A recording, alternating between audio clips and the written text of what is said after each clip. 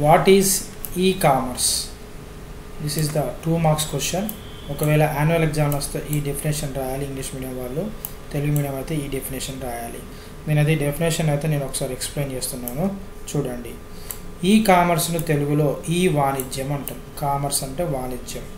వాణిజ్యం అంటే ఏంటిదండి? వస్తు సేవల కొనుగోలు అమ్మకాలు జరిగే ప్రక్రియ. కొనుగోలు అమ్మకాలు జరిగే ప్రక్రియను మనం వాణిజ్యం అంటాం. మరి ఈ అంటే ఏంటిది? ఈ అంటే ఏంటిదంటే ఎలక్ట్రానిక్ పరికరాల ద్వారా, అంటే కంప్యూటరు అనుసంధానిత సాధనాల ద్వారా వస్తు సేవల కొనుగోలు అమ్మకాలు జరిగే ప్రక్రియను ఈ వాణిజ్యం అంటారు. అంటే మనము ఈ వాణిజ్యం అంటే కంప్యూటర్ కావచ్చు, మొబైల్ కావచ్చు, మొబైల్ ద్వారానే గూడ్స్ను పర్చేజ్ చేయడము, గూడ్స్ను సేల్ చేయడము, కంప్యూటర్ ద్వారా గూడ్స్ను పర్చేజ్ చేయడము, గూడ్స్ను సేల్ చేయడము. ఫర్ ఎగ్జాంపుల్ ఫ్లిప్కార్ట్ చూడవచ్చు, అమెజాన్ చూడవచ్చు. మనం జస్ట్ ఆన్లైన్లో బుక్ చేస్తే, అంటే మొబైల్లో బుక్ చేస్తే మన ఇంటికి సరుకులు రావడము, ఆ సరుకులు మంచిగా లేకపోతే మళ్ళీ తిరిగి అదే మొబైల్ నుంచి మనము సేల్స్ రిటర్న్ పెట్టడము.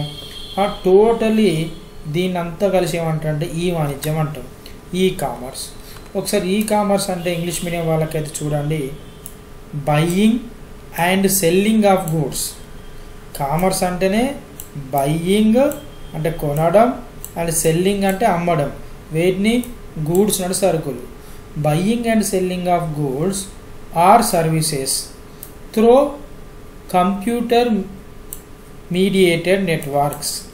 సో కంప్యూటర్లో కావచ్చు, మొబైల్ నుంచి కావచ్చు, మనము కంప్యూటర్ పరికరాల ద్వారా, మొబైల్ పరికరాల ద్వారా buying and selling of goods చేయడాన్ని ఈ కామర్స్ అంటారు.